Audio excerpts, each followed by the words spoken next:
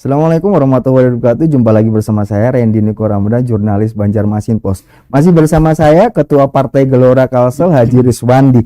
Dan saya ingatkan kembali kepada Sobat Bipos dimanapun Anda berada. Saat ini kami sedang siaran langsung di 3 platform, yakni di YouTube Banjarmasin Post News Video, di Facebook Bipos Online, dan Instagram Banjarmasin Post. Langsung saja kita ke Bang Rizwandi. Bang, kalau kita melihat demografis Kalsel, potensi pemilihnya sebesar apa untuk Partai Gelora Kalsel? Iya, terima kasih Bang Randy. Siap.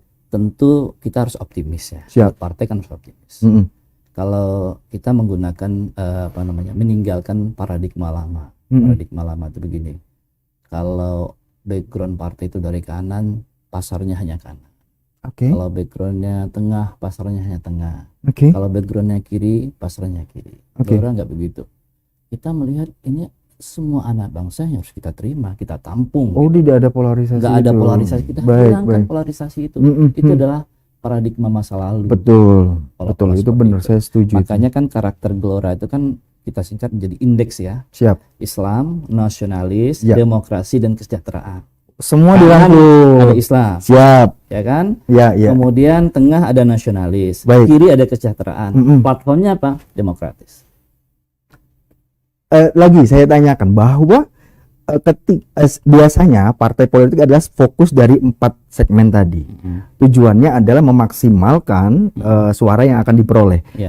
Dengan fokus ke 4, apakah nanti akan maksimal juga dengan, atau malah membuka ruang banyak dengan harapan semakin banyak yang masuk, atau kayak gimana?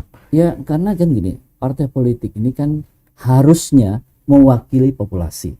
Baik. Bukan mewakili kelompoknya sendiri. Baik. Karena ini bangsa. Baik. Bangsa itu macam-macam populasinya kan. Baik. Jadi partai politik harus mewakili populasi, apapun populasinya terwakili dan teraktualisasikan dalam partai politik itu. Baik.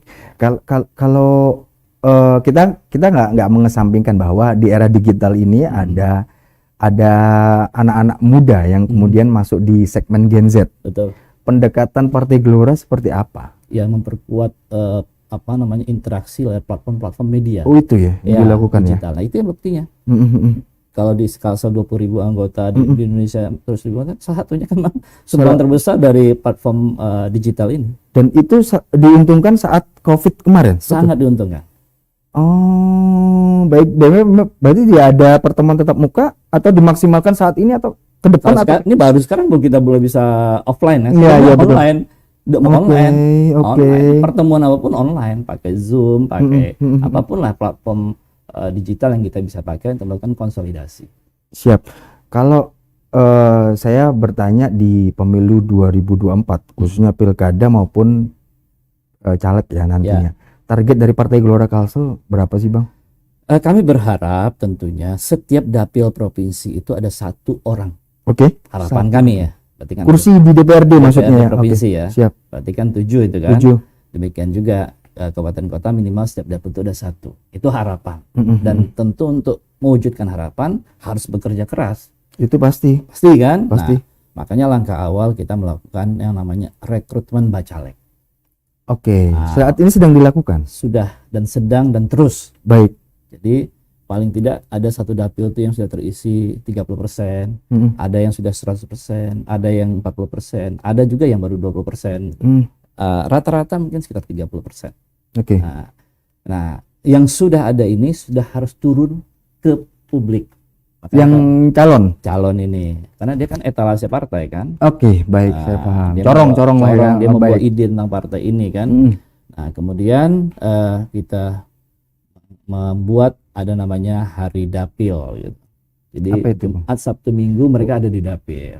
Oh gitu, Jumat, Sabtu, Minggu ya, khusus. Contoh misalnya dapil 4 ya. Dapil 4 itu kan Hulu Sungai Tengah, Hulu Sungai Selatan, tapi itu dapil saya dulu gitu.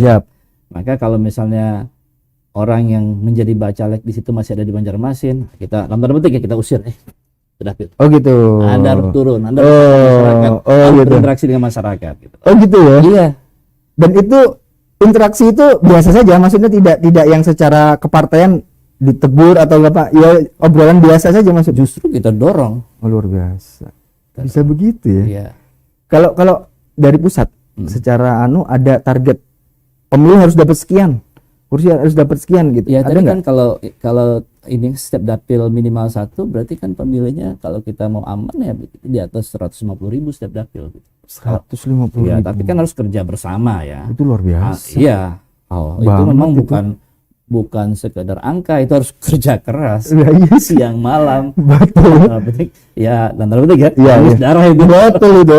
Ya tapi kalau melihat visinya ya it's relate lah maksudnya. Yes. Baik, kalau kemudian kita ngomong soal kontestasi pemilu, apakah mungkin Bang Riswandi secara pribadi atau nanti ada kader lain di Partai Gelora yang akan mencalon di level kepala daerah?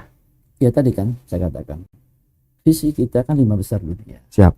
Turunan 5 besar dunia itu adalah bagaimana kita bisa mengeksekusi visi pada tingkatan level masing-masing. Baik. Katakanlah untuk level provinsi maupun kabupaten kota.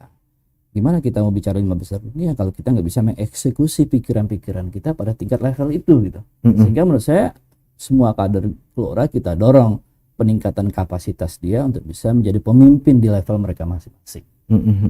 Itu yang dilakukan saat ini. Sedang dalam proses kita lakukan.